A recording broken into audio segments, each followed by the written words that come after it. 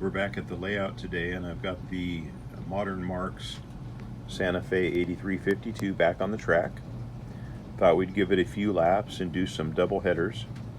And some of you have asked about this little brass clip that I'm using to connect a locomotive to the back of a second tender. And this is it. It's just a piece of 20 thousandths brass. The back side goes up approximately 3/4 of an inch. The width is approximately 3/8 of an inch. The part that goes into the tab and slot coupler on the tender is about 3/8 or a little bit less wide, about a 1/2 inch tall, and it just simply slides into the back of the tab and slot coupler. Some of you also asked if I could run a 999 die-cast locomotive with this. Let's try it. Yes, 999 will work fine. Let's try a Commodore Vanderbilt.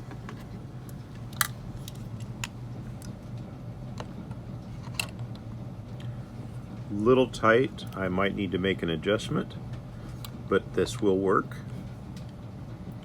And lastly, let's try a Mercury.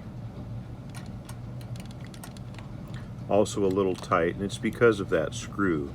But I don't want to remove the headlight mount, so what I'll probably do is just build another one of these, and instead of, an 1/8 inch right here, bring it out to maybe a 1/4 inch. But for now, let's run some trains.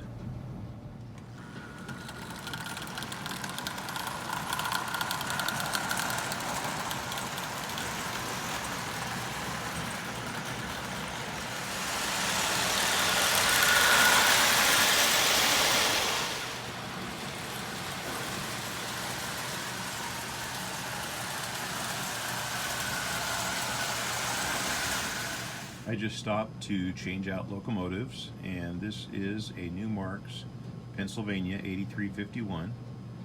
It's got a different style headlight. It's all black, and it has a searchlight on the back of the tender, and it's lettered for the Pennsylvania Railroad.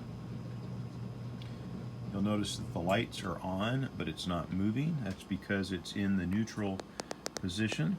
And one of the problems with running double headers is you've got to get the reverse and forward time just right.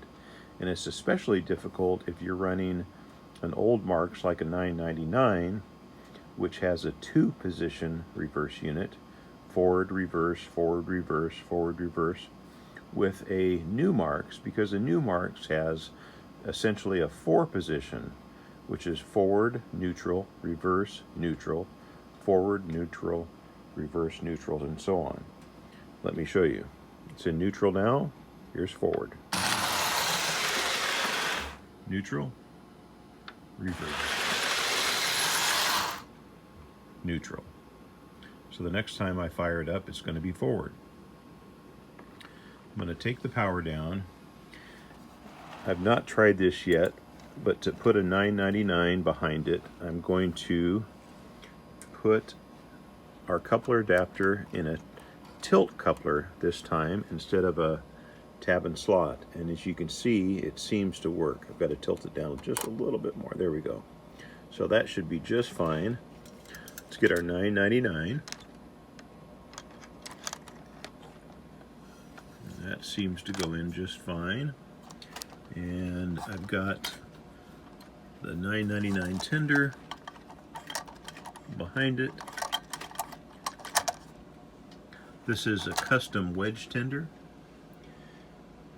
lettered for Pennsylvania. We'll just keep this a Pennsylvania themed train.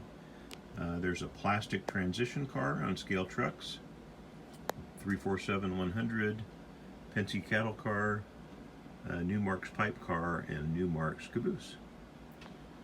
So let's see if everything starts out in forward position.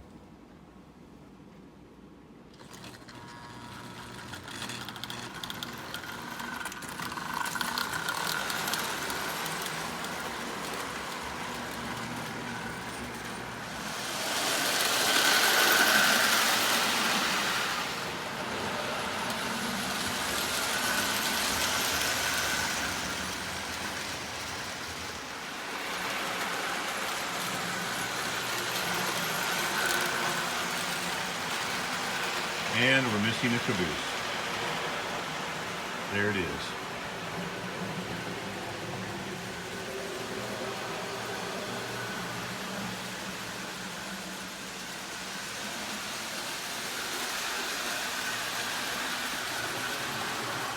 Well, I found the problem with the loose caboose, and it happens to be that I've added a tilt coupler to what was intended to be a tab and slot coupler. So that's a trick that you can do by just swapping that around and adding a tilt coupler. So it just seems to be a little weak. I'm just going to turn it around for now and utilize the end that has a tab and slot.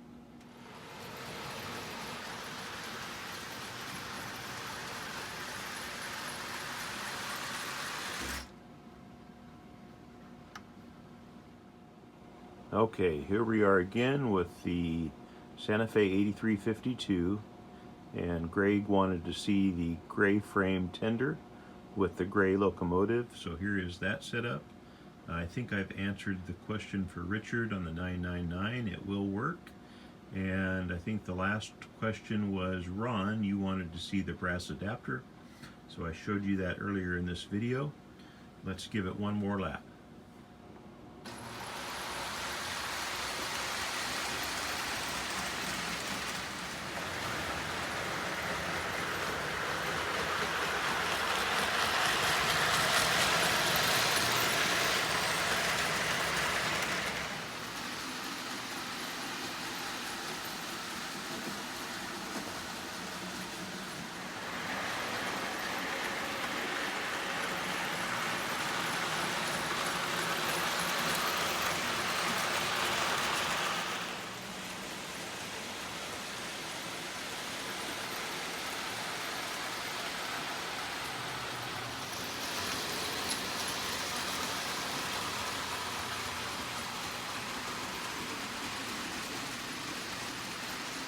Thanks for watching.